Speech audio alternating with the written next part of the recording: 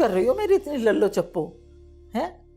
किस लिए बन रही हो इतनी मीठी? खूब समझती हूँ मैं, मेरे बेटे को दिखाना चाहती हो कि कितनी खैर खा हो तुम मेरी। अम्मा हद हो गई है, वो इतने खुलूस से कर रही है सब कुछ। अरे बस रहने दे, कोई खुलूस वुलूस नहीं, सारी ड्रामेबाजी है इसकी शौहर का दिल मुट्ठी में करने के लिए। बड़ी सीखी सिखाई सियाणी बीवी मिली है तुझे।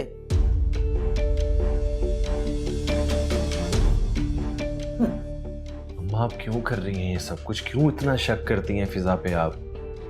चल जा तू भी यहाँ से। अच्छा चले छोड़े, खाना तो खाए ना, पकड़े।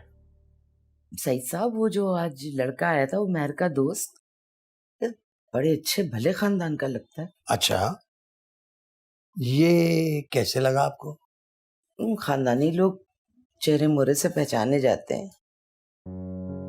इतनी देर बैठा रहा, लेकिन मजाल है जो आंख उठा के उसने बात की। किसी नेक माँ बाप की औलाद लगता है।